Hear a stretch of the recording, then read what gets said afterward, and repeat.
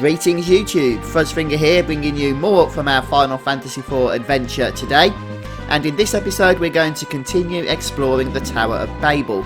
So pull up a chair, relax, and if you enjoy watching, please don't forget to support me by hitting the like button and posting a comment down below.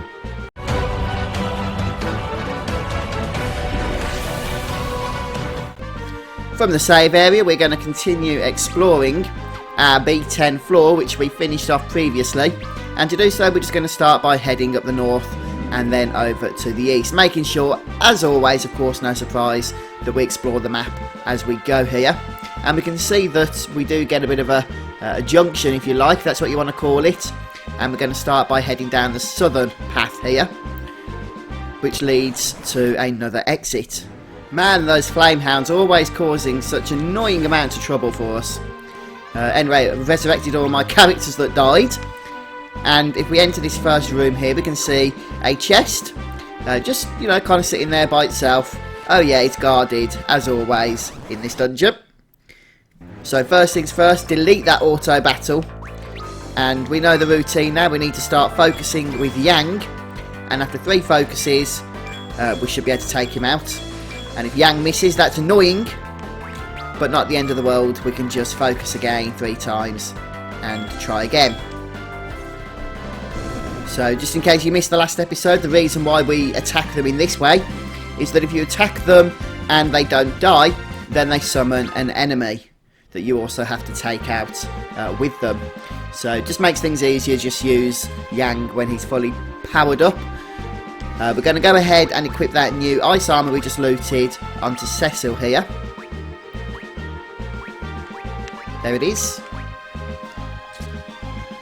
Halves fire damage. That's hopefully going to come in useful, especially against those blasted flamehounds. Although in all fairness, Cecil doesn't normally struggle with those. It's the ladies, but still, fire elemental defense is always a welcome bonus here in this dungeon. Right. Oh, there's one thing that we can do while we're in here if you want to. We can actually fight different enemies known as the Nagas and Medusas. I'd recommend that you try and fight at least one while you're here in this room, since, well, it's probably the best opportunity to actually get them. So the Naga and Medusa, you can add those to your bestiary from this room. Go ahead and at least attack one of each. Just a word of warning though, is that the Nagas like to cast Sleep, and Medusas will cast Petrify, and they'll do so on Cecil, so just bear that in mind when engaging these enemies. But there we go. We'll see how we get through with this battle here. I mean, in all fairness, as long as they limit their attacks to Cecil, then we shouldn't have too much trouble without other party members taking them out quite easily.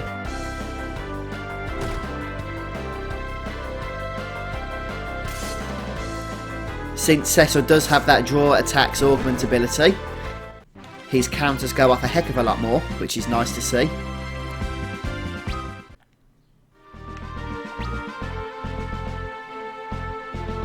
So now we're just going to just make sure we map out the rest of this area. There's no point going in there, I don't think anyway. I'm pretty sure this room has nothing in it. Okay. And then we're going to head back north here. And eventually we'll come to another area here. So this next room is an interesting one. First of all, we've got a chest, which, no surprise, contains another security encounter. So as usual, we'll just focus on Yang, take this guy out. Now interestingly, there's another couple of new enemies that we can encounter in this room here with this chest, and we are going to want to go ahead and do so we can also add them to our bestiary. The only thing is, they're quite challenging. I'll explain in a moment. First of all, you'll probably want to go ahead and equip the newly looted ice shield, which we just collected from that chest, onto Cain, and that will also halve fire damage for him. So the next 2 enemies that are going to be new are the Mithril Golems and the Stone Golems. And the reason why these are challenging is because they have tremendously high amounts of hit points, which means they're going to have to take a massive beating before they eventually fall to us. This is a Chimera, this is not what I wanted. Okay, so this is the encounter that we want, and the trick is we basically want to spam the dragon ability and keep Cecil healed. That's what we need to do. And so that's what I'm going to concentrate on doing here. Cecil's health is going to go down quite a large amount, unfortunately. So I think I actually healed with Cecil, which I didn't mean to do actually. But keep him healed because he's going to be absorbing the attacks here. And then just keep attacking with the others. You can focus with Yang if that's preferred. And also keep hitting them with the dragon summon, since that will do nice AoE damage. By the way, the stone golem can also spawn with the Medusa enemy, but since we want to add both stone golem and mithril golem to our bestiary, we will require this encounter only, since the mithril golem can only spawn with the stone golem,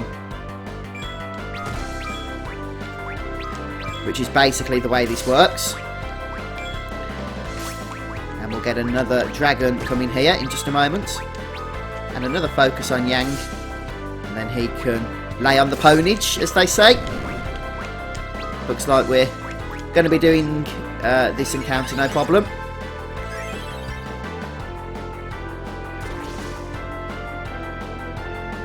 Would be nice if Yang could get another focus attack off. So one attack off, I should say. See how much damage he does with it. But we'll see if there's anything left alive after this encounter, and there is.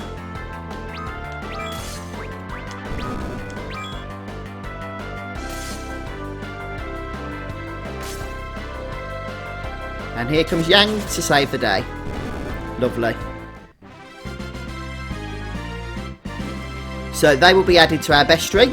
We'll get 16,000 experience, which is very nice. It's a shame this encounter's so rare actually. Otherwise, I might recommend spending a bit of time farming it. But that's all we need to do there, so we can exit this room, and we can actually just go straight ahead now into the next area.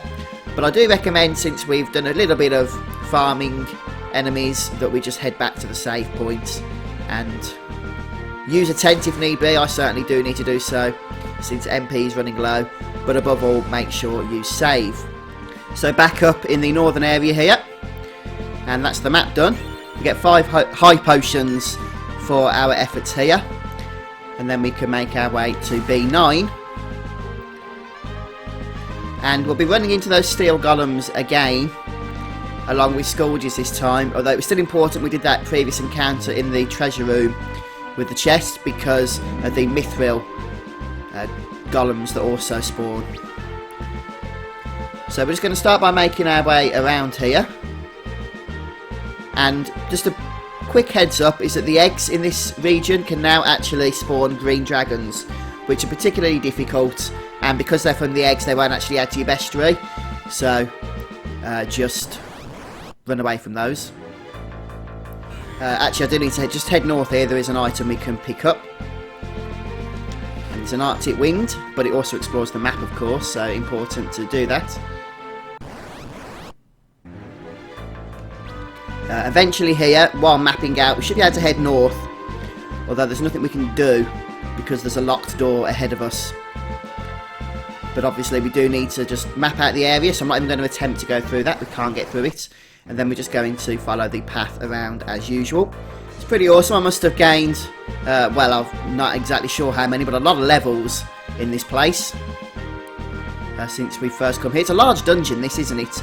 Over on the eastern side here we can grab a high potion, then finish exploring the map for 5 remedies. And then we can just make our way into B8, if the enemies would let us, which they rarely want to, do they?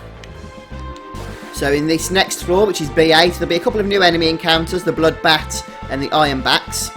Bloodbats, we're going to encounter a lot of those in the future anyhow, and Ironbats rather, will also be encountered throughout the next few floors, so you don't need to worry too much about fighting them in this little section here, and we can't explore the map, as you can see. So just make your way into the next area here, which is B7. And first things we're going to want to do is head east, because there's a lovely save point. And you know me and save points, we go together very well indeed. So we'll go ahead and use that before continuing on. And once nicely saved up, we're going to start by heading, just explore that little bit down there first, south. So we'll continue mapping out the floor. We can't map out the entire floor on this visit, unfortunately. And here are some of the new armadillo type enemies, the hardbacks that we're going to face here. But they're fairly easy, so I won't bother showing you the encounter. And yes, even more levels, which is what I like to see. So we'll just come down here, grab the dry ether, and then we'll move on. Again, we're not going to map out the entire area, so don't worry about that. So we do want to make sure we map out the bits we can map out though, and then we'll do the rest later. And now on this floor, we can see it's already available to us, the actual map. We want to make sure that we heal up here. Although we'll probably end up having to heal again if we do encounter any more enemies, because we're going to be facing a boss fight in just a moment's time. So we're going to make our way towards the centre here of this path, and the cutscene shall commence.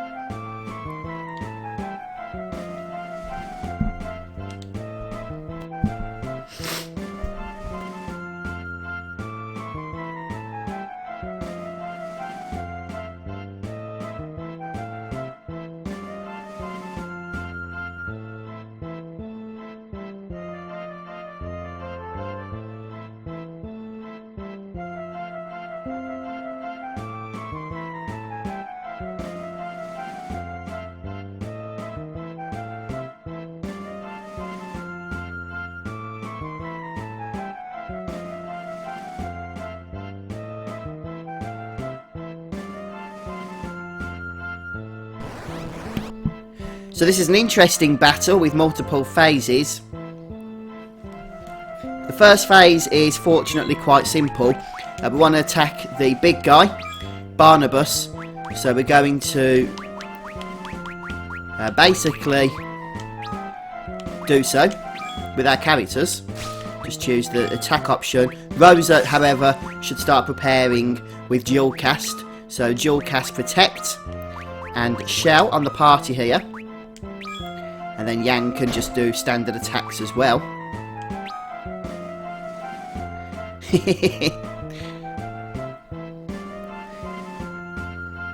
Kane casting Cry, first of all, will just help speed things up a little bit.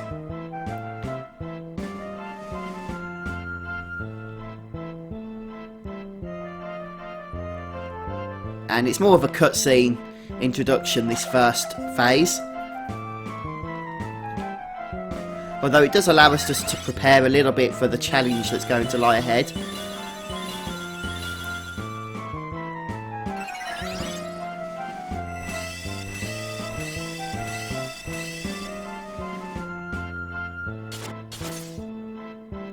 And now we're just going to pound away at Barnabas.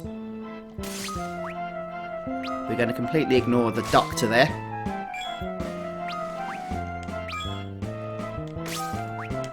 And eventually this guy is going to just, well, be defeated, I guess.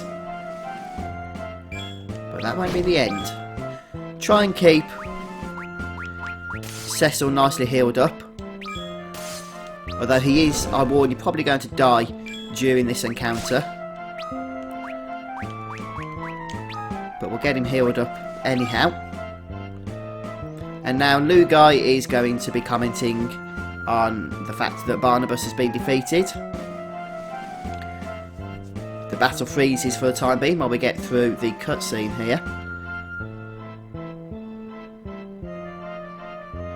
And it looks like Lugae is going to try something pretty disastrous, or potentially disastrous. So for this encounter, we're again going to be attacking, but we're going to try and keep Cecil alive, which is probably going to be a hard thing to do. So we're going to keep him defending, basically because eventually this guy's going to hit a big button that's going to cause a massive amount of explosion onto Cecil for huge damage. Something we are going to try and avoid that death of, but it may not be possible. This is the second of 3 phases. Ultimately, it's the next phase that's going to be the biggest challenge. So I'm just going to keep Cecil's health up here. I'm not sure why he's got 5,042 health all of a sudden. Must have missed something there.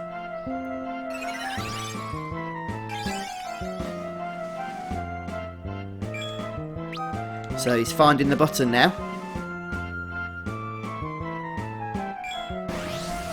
And here's where Cecil probably dies. Nope, we actually managed to keep him alive, which was nice. Okay, so we do get a cutscene before the final phase. Now, this next boss, by the way, this next phase, you can actually avoid it by attacking the Doctor before attacking the Barnabas fellow in the last phase, or in the first phase rather. If you kill the Doctor, then you don't actually have any of this cutscene or the next encounter, and that's fine. It's easier to do it that way. Problem is, the next encounter or the next phase has its own bestiary entry, and we want to get that added, which is why we're doing it the way that we're doing it. Interesting, I actually got pwned on that last attempt on this fight, so I'll try again now, not getting pwned. And basically, this guy will reverse everything so that Cure Magic does damage with its reversal gas ability, and attacks do healing. So there's a technique we can use to kill him quite quickly, but it all depends on whether or not he pwns Rosa right at the start. So we're going to go ahead and attack Rosa to try and keep her alive while we dual cast Curagar on him. If you don't have Curagar, then by all means use Cura and hit him with other bits as well. So hopefully now Rosa will be able to kill this guy, and it will be battle over. At least that's the plan for the moment. There we go. So if you follow that technique, 1 elixir and a dual cast of Curagar, and he should go down. You do need to finish his battle very quickly, because his AoE cure ability, which does damage, is extraordinarily difficult to deal with. So that's why I didn't even bother trying to resurrect Cecil there. Not only would it not have worked, I don't believe, because Phoenix Downs and Rays are cure spells, but we just wouldn't have had the time to do it.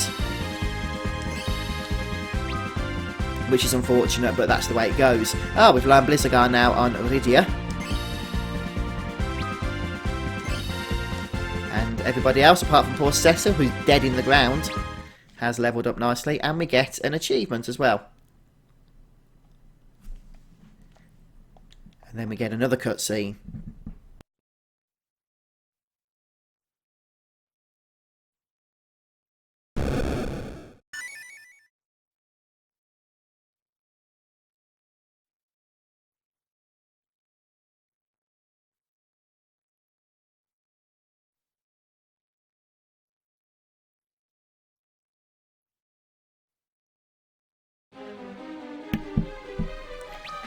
Okay, so we get a nice save point here. Or do we? Actually, we're not going to use that item, that place. Instead, we're going to head... Well, first of all, we're going to bring Cecil back to life, since he doesn't like being in the state that he's in at the moment. Which is kind of the state of death, I guess. Cure everyone up.